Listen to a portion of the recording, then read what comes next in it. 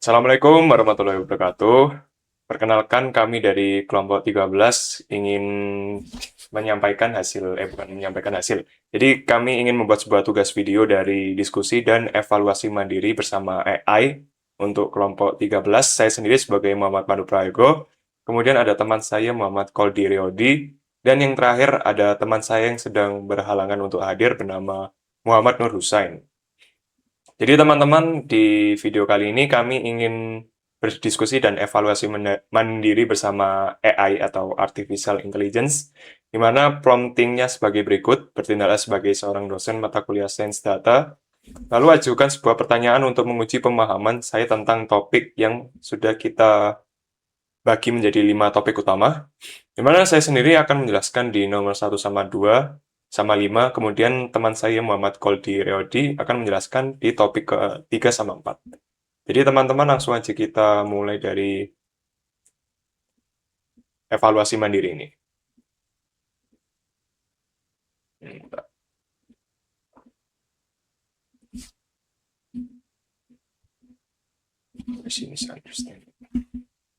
Jadi kita mulai dengan topik yang pertama dulu teman-teman.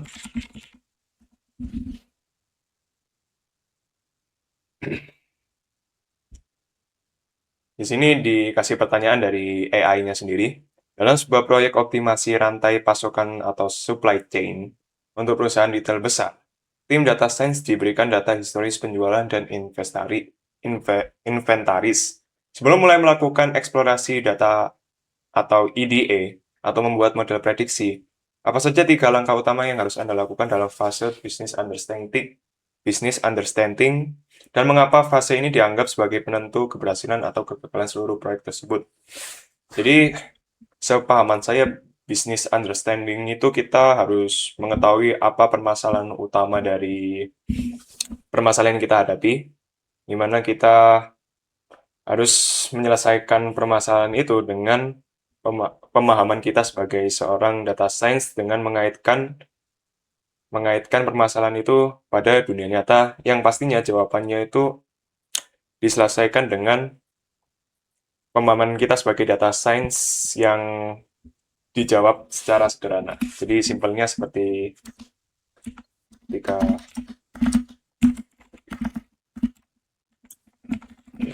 seorang data science,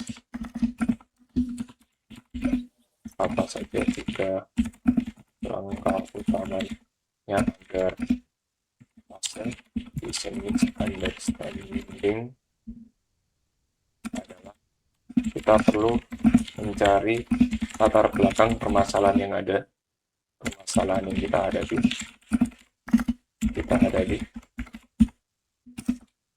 Terus langkah kedua,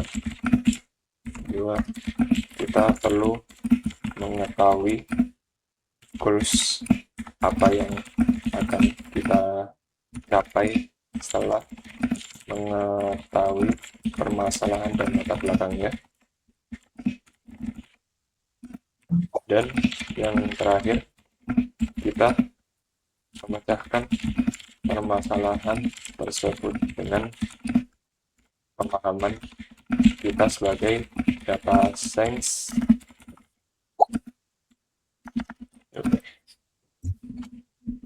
Mengapa fase ini penting? Dikarenakan sebuah alur atau bisa dibilang itu rantainya seorang data science itu, sebelum kita melewati data understanding atau di tahap data understanding itu, kita harus memulainya dengan business understanding. Sehingga setelah kita mengetahui business understanding-nya, kita bisa mengumpulkan data-data yang akan menjawab dari business understanding itu. Kita perlu permasalahannya, dan di saat kita memasuki fase data understanding, kita sudah tahu apa data yang akan menjawab permasalahan di business understanding.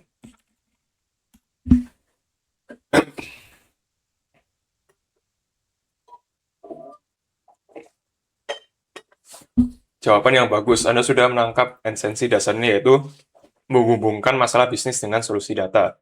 Namun jika kita melihat dari kacamata akademis dan profesional atau standar tips DM, ada beberapa poin yang perlu dipertajam agar langkah-langkah Anda lebih terstruktur.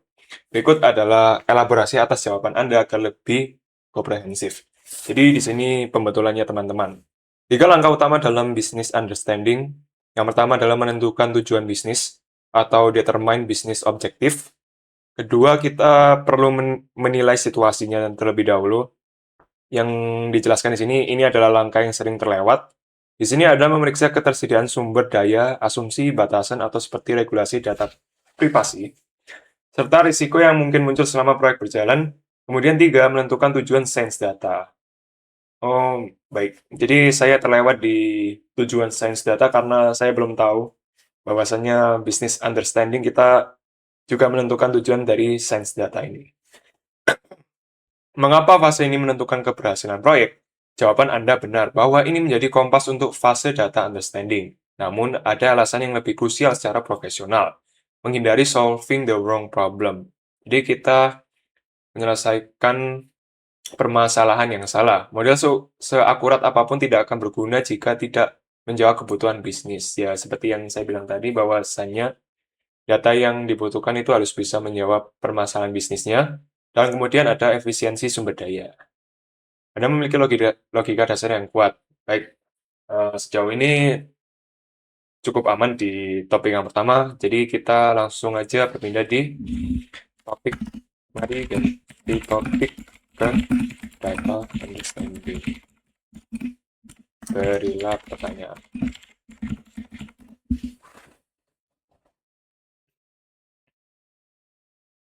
Di sini ada skenario teman-teman. Anda sedang mengerjakan proyek untuk memprediksi churn atau perpindahan pelanggan ke kompetitor pada sebuah perusahaan layanan streaming musik. Anda baru saja menerima dataset mentah dari tim IT yang berisi data profil pengguna, riwayat lagu yang didengar, dan transaksi bulanan. Pertanyaan, sebutkan 4 aspek teknis yang harus Anda periksa saat melakukan eksplorasi awal terhadap data tersebut, agar Anda bisa menyatakan bahwa data ini layak atau siap untuk diproses lebih lanjut. Kedua, dalam konteks klasifikasi musik atau perilaku pengguna, mengapa kita perlu mewaspadai adanya data imbalance atau ketidakseimbangan data pada fase ini sebelum melompat ke pembuatan model. Jadi di sini ada permasalahan bahwasannya kita perlu menyebutkan 4 aspek teknis agar bisa menyatakan bahwa data ini layak atau siap untuk diproses lebih lanjut. Bahwasannya sepahaman saya, empat, empat aspek teknis dari permasalahan perusahaan layanan streaming musik. Kita memerlukan dataset mentah yang mencangkup sepahaman saya bahwasanya data itu sudah lengkap. Data itu sudah lengkap dan sesuai dengan kategori dari data yang dikumpulkan dalam satu dataset. Berarti itu sudah 2, sudah lengkap dan sesuai dengan kategori. Kemudian data itu sudah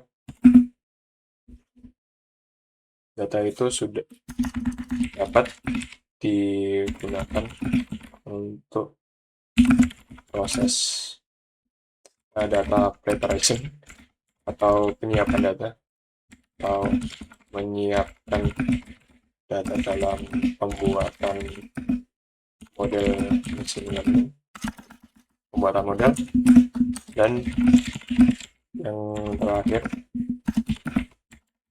data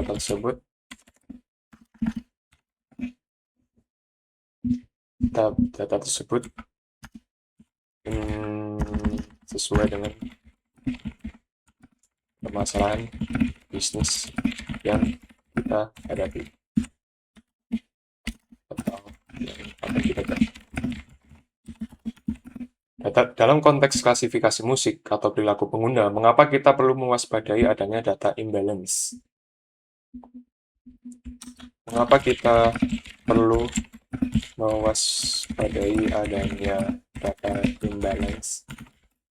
Karena semisal adanya ketidakseimbangan data, maka bisa jadi adanya data anomali atau data yang sifatnya itu tidak jelas, dan bisa terjadi adanya outlier atau data yang jauh dari rata-rata itu, data rata-ratanya, sehingga proses pembuatan model apabila masih adanya data imbalance, maka model akan kesusahan atau lambat atau tidak menghasilkan output yang sesuai dengan apa yang kita inginkan dan baca.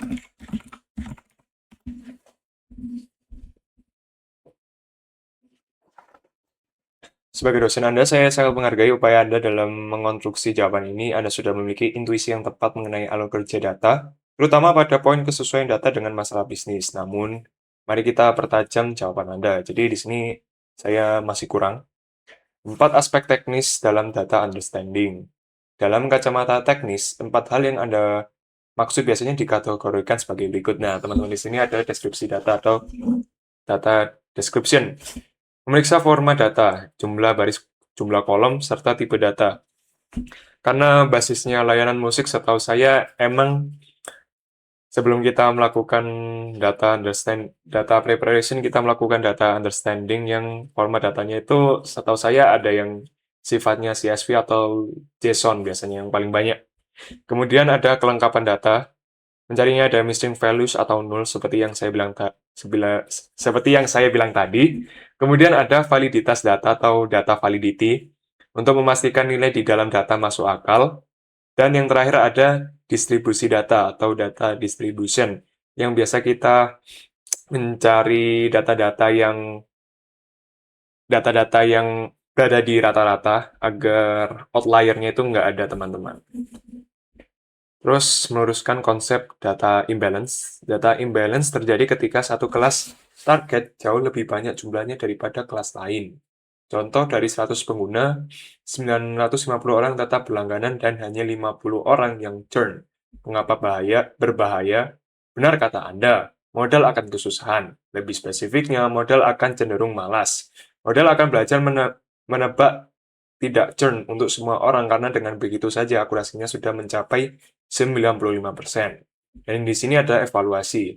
Jawaban Anda menunjukkan bahwa Anda memahami tujuan akhir dari fase ini, yaitu memastikan data aman untuk tahap preparation. Namun sebagai calon engineer, Anda harus mulai memisahkan antara kualitas data dan distribusi data. Jika Anda menemukan banyak missing values pada kolom genre favorit di dataset musik tersebut, sebagai orang data science, apakah Anda akan langsung menghapus baris yang kosong itu atau ada cara lain yang lebih bijak? Sepahaman saya, semisal ada missing values di kolom tertentu, maka biasanya kita akan mengisinya dengan nilai rata-rata atau min. Setahu saya begitu. Langkah yang Anda sebutkan yaitu mengisi dengan min adalah salah satu teknik paling umum dalam sains data yang disebut dengan imputasi. Namun sebagai dosen saya harus memberikan catatan kritis.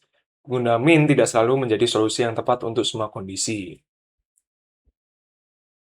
Oh, jadi min ini digunakan ketika tipe datanya numerik serta distribusinya normal. Kapan harus menggunakan teknik lain ketika data kategorikal dan juga solusinya yaitu menggunakan modus. So, baik teman-teman.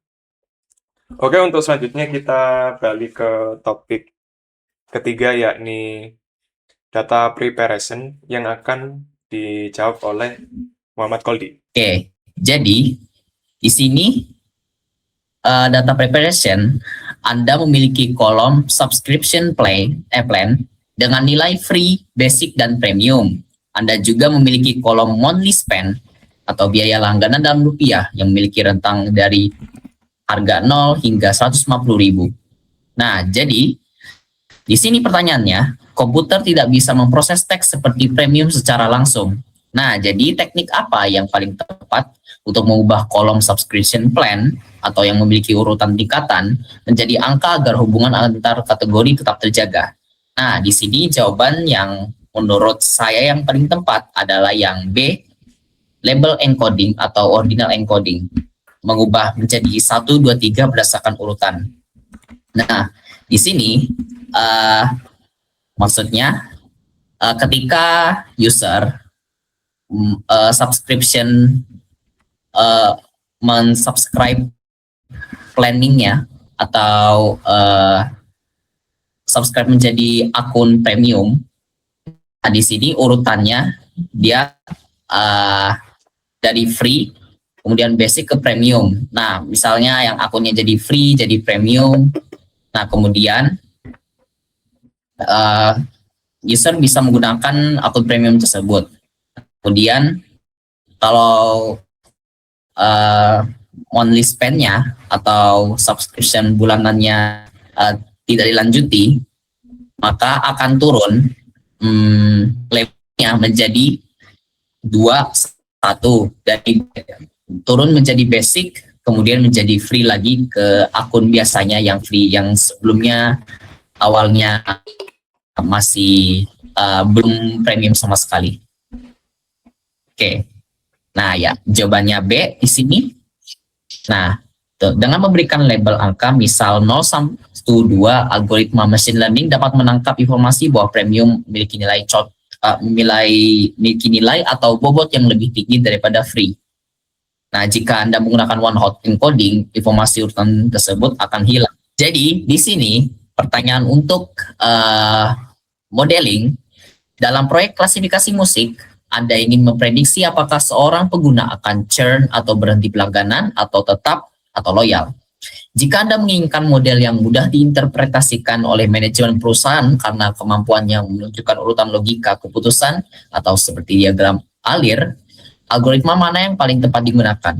Nah, di sini di pertanyaan dijelaskan logika keputusan, berarti di sini jawabannya decision tree. Nah, algoritma ini merepresentasikan logika keputusan dalam bentuk pohon atau diagram alir yang sangat mudah dipahami oleh manusia. Jadi berbentuk kayak keputusan misalnya seperti benar atau false, atau misalkan semua yang berbentuk keputusan bisa di dalam decision tree. Baik, selanjutnya terdapat soal berupa studi kasus yang telah diberikan oleh AI, yaitu filter email spam. Jadi, studi kasusnya yaitu Anda sedang membangun sebuah model klasifikasi untuk menentukan apakah sebuah email masuk ke kategori spam atau bukan spam. Model Anda mempelajari kata-kata yang ada di dalam email tersebut. Jika email mengandung kata-kata seperti gratis, hadiah, dan klik di sini, model cenderung memasukkannya ke kotak spam. Jika mengandung kata tugas, kuliah, atau dosen, model memasukkannya ke bukan spam. Jadi pertanyaannya, manakah dari pernyataan berikut yang paling tepat menggambarkan karakteristik utama dari tugas classification?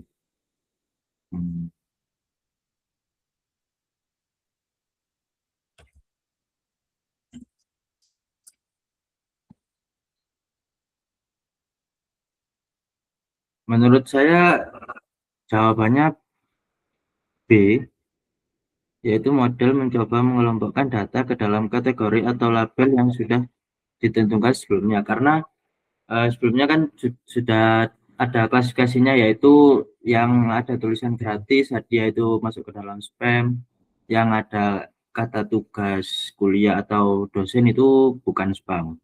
Ya, itu menurut saya. Apakah jawabannya benar?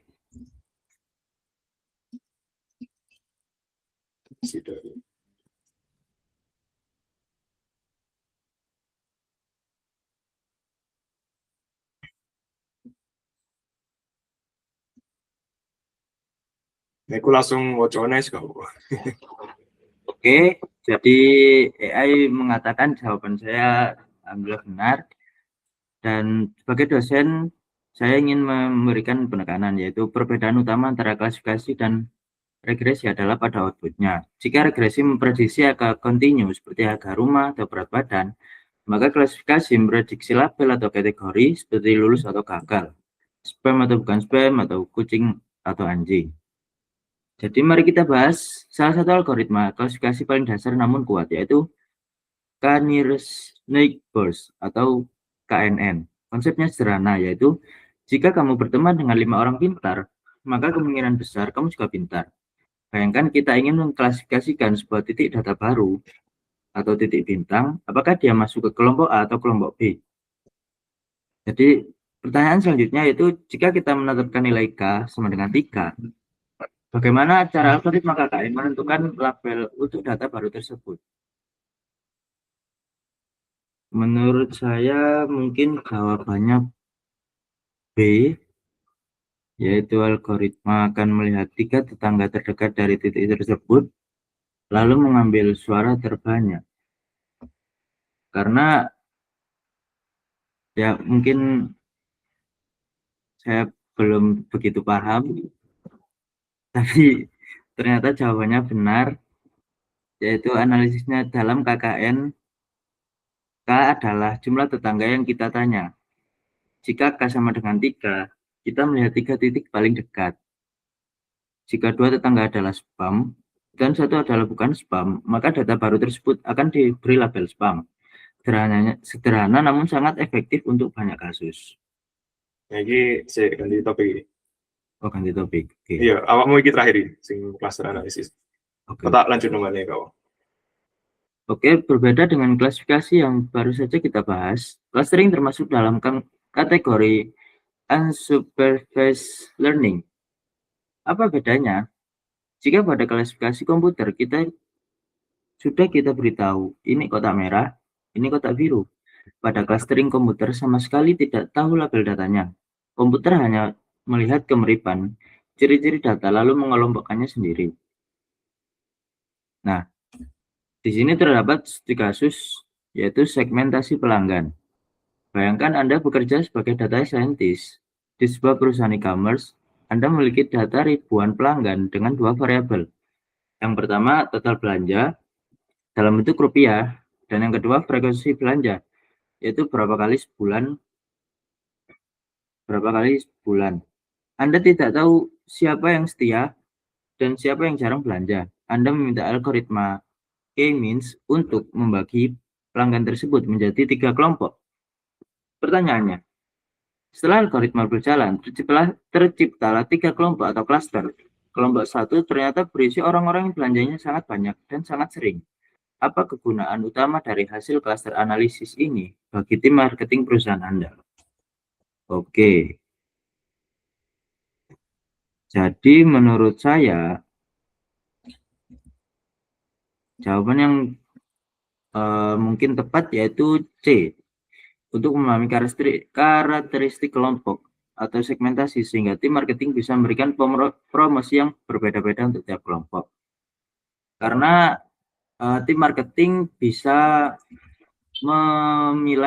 membedakan mana yang akan diberikan promosi untuk yang sering belanja atau yang mungkin kurang sering belanja di tempat tersebut.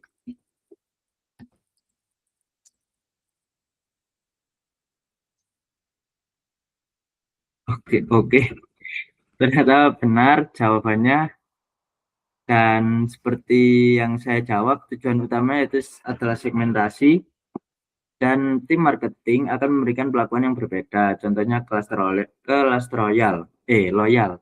diberikan akses eksklusif dalam kehadiran produk baru, dan yang kedua adalah klaster yang mungkin jarang belanja di tempat tersebut, dan akan diberikan kupon diskon besar agar mereka kembali berbelanja.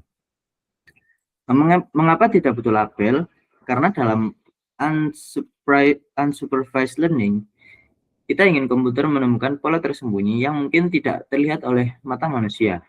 Kita tidak mendikte komputer, ini kelompok kaya, tapi komputerlah yang memberitahu kita, hei, orang-orang di titik koordinat ini punya perilaku yang mirip. Silakan Anda beri nama sendiri kelompok ini.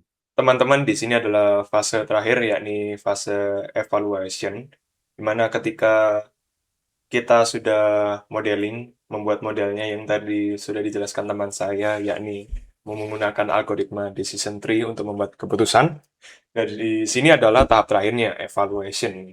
Atau bukan tahap terakhir sih, lebih tepatnya kita mengevaluasi dari model yang telah kita buat. Setelah Anda selesai melatih model untuk memprediksi turn pengguna musik, Anda menemukan bahwa akurasi model mencapai 98%.